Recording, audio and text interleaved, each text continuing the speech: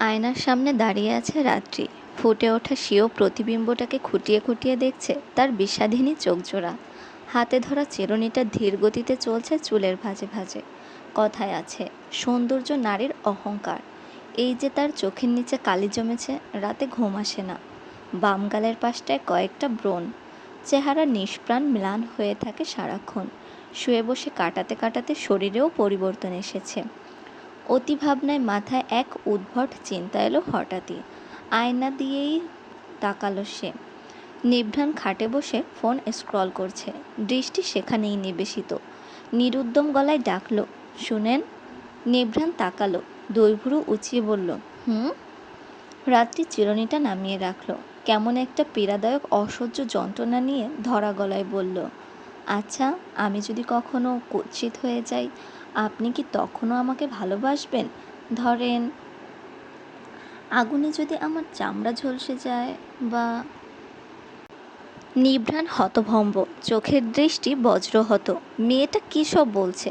কখনো কিছু বলে না দেখে যা ইচ্ছা তাই বলে যাবে নাকি?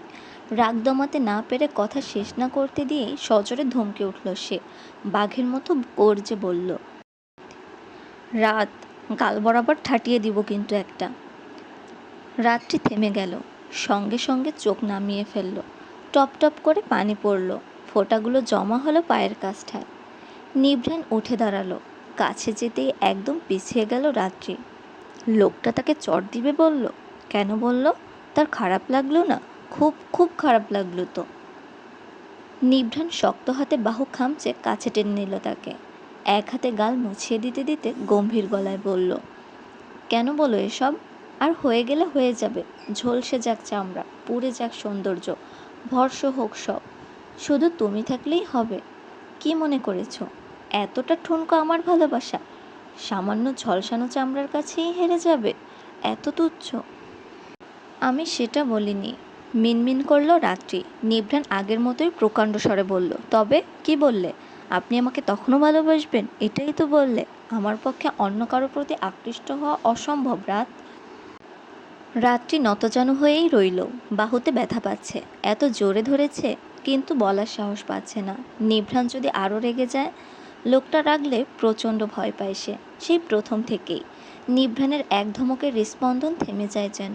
এত ভালোবাসে, তবু তো কম ধমকায়নি এ পর্যন্ত। সেবার যে গাড়ির মধ্যে কি রাগটাই না দেখালো বেচারি, সে তো ভয়েই শেষ।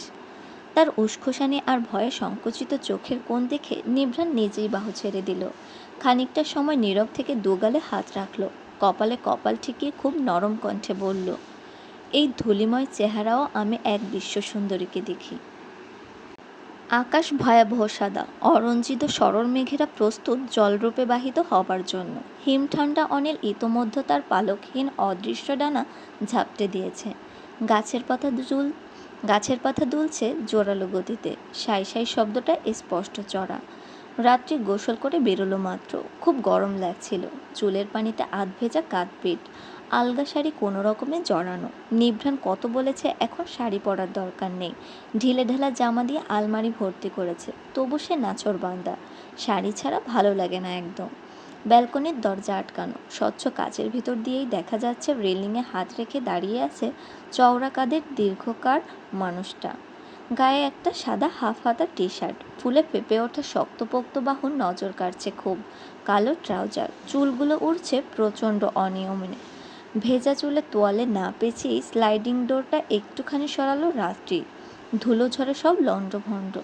অবচেতন চোখ চট করে ফুল গাছের দিকে তাকালো। বেশ শখ করে লাগিয়েছিল সন্ধ্যামালতী গাছটা। 3টা নতুন ফুল ফুটেছে গতকালই। ঝড়ে ভেঙে গেল না তো? না, গাছটা তো নেই এখানে। রাত্রি শূন্য চোখে চেয়ে রইল।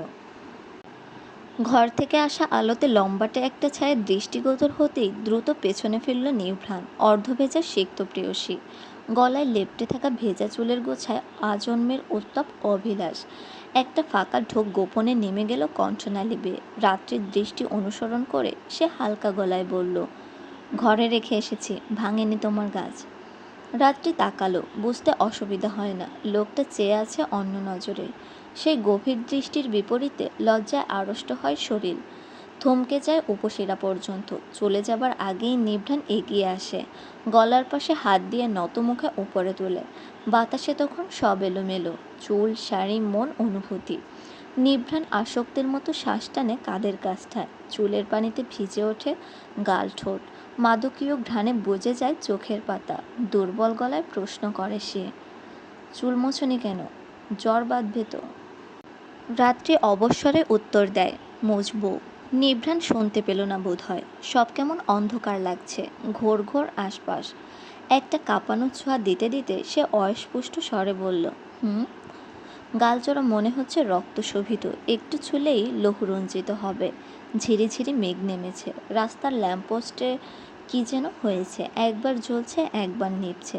নিভ্রাণ মুখ তুলল, অবিন্যস্ত চেয়ে চেয়ে বলল, এই রাঙা গালেই তো আমি মরেছিলাম। বর্ষণ তখন জোরেই নেমেছে, খুব জোরে। ঝিমঝিম শব্দ কর্ণকুহর ধাঁধিয়ে যাচ্ছে। নিভ্রাণ আচমকাই বলল, চলো তোমাকে শাড়ি পরিয়ে দিই। রাত্রি মৃদু অস্পষ্ট স্বরে বলল, শাড়িই তো পরে আছি। এটা না, বিয়ের শাড়ি। নিভ্রাণ আবার পাগলামি করলো, সারা আলমারি ঘেটে ঘেটে এক কোণে চাপা পড়ে থাকা বেনারসিটা বের করলো। রাত্রি থমকালো না। সে স্বেচ্ছায় পাগলামি করে, তাকে থামানো যায়? হুম। নিভ্রাণ নিজ হাতে তাকে পরিয়ে দিল শাড়িটা। মেয়েটার শাড়ি পরা দেখতে দেখতে এই পোশাকের আদ্যোপান্ত মুখস্থ হয়ে গেছে। বিয়ের পর থেকে আজ পর্যন্ত রাত্রি এটা গায়ে জড়ায়নি। কেন জানে না, হয়তো ব্যস্ততায়, হয়তো বা সুপ্ত অবহেলায়, অথবা আজকে পিচঢালা মসৃণ পথ, বৃষ্টি ভেজা জলে তার রূপ বেড়েছে শত শত গুণ, বর্ণনা করা অতি দুষ্কর। আশেপাশে নাম না জানা বহু গাছগাছালির ভিড়, সবুজ পাতাগুলো যেন এক একটা প্রেমপত্র। বাতাসের সাথে পাল্লা দিয়ে কাঁপছে সব, কাঁপছে তাদের অনুভূতি। ঝড়ো হয় উঁচু মগডালগুলো যেন মাথা নুইয়ে নুইয়ে অভিবাদন জানাচ্ছে এই বৃষ্টিবিলাসী যুগলকে। ফাঁকা রাস্তায় শুধু তারাই যে এই ভিন্ন প্রেমের সাক্ষী। রাত্রিকে দুহাতে ধরে খুব সাবধানে নামিয়ে দিল নিভ্রাণ। গাড়ির দরজা আটকে পিছনে তাকাতে তাকাতেই ভিজে চুপচুপে হয়ে গেছে তার অঙ্গনা, ভিজেছে সে নিজেও। এতদিন বাদে আকাশ ছুঁয়ে আসা শীতল পানি শরীর স্পর্শ করতেই মন ভালো হয়ে গেল রাত্রির। ঠোঁটে ফুটল এক আশ্চর্য সুন্দর হাসি। দুবাহু দুদিকে মেলে দিয়ে চিবুক উঁচু করল সে। বেশিক্ষণ স্থায়ী হলো না অবশ্য।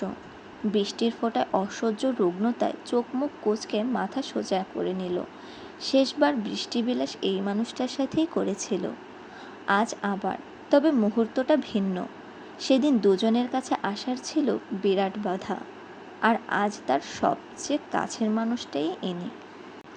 নিভ্রাণ দুর্বোধ্য হাসছে। পৃথিবীর সবচেয়ে সুন্দর দৃশ্যটাই বোধহয় প্রেয়সীর অসংকোচ বৃষ্টিবিলাস। কোনো জড়তা নেই, সে জানে সামনের মানুষটা তার খুব ভরসার। বেহিসেবি অঝোর ধারায় স্পষ্ট দেখতে পারছে না রাত্রি।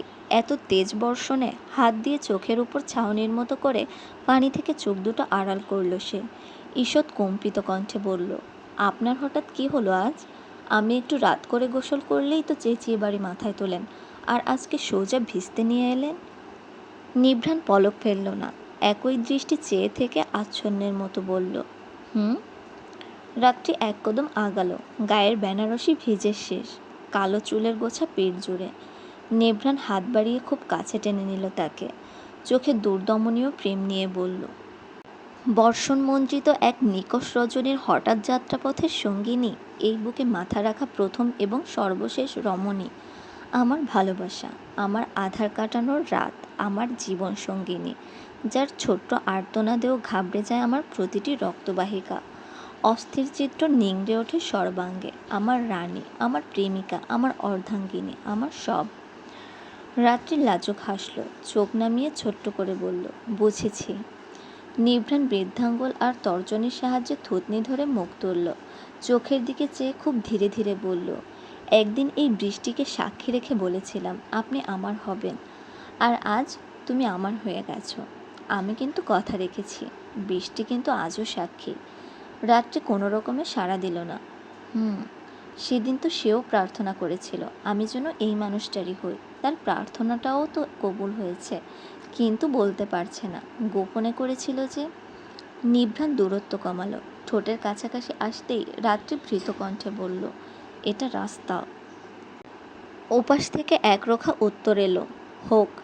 শহর জুড়ে তখন প্রবল বৃষ্টি, পৃথিবীর আনাচে কানাচে হয়তোবা আজও কত শত নতুন গল্পের সূচনা হচ্ছে খুব গোপনে। এই প্রেমধারাকে সাক্ষী রেখে প্রেমিকার চোখে তাকিয়ে সহস্র কাঙাল প্রেমিকরা বোধহয় আজও প্রতীক্ষা করছে এক হয়ে যাবার। বৃষ্টি প্রেমের জন্ম দেয়, সাদা কালো এই বিবর্ণ পৃথিবীতে রঙিন প্রেমের অস্তিত্ব টিকিয়ে রাখার জন্য হলেও এ শহরে বৃষ্টি নামুক। এ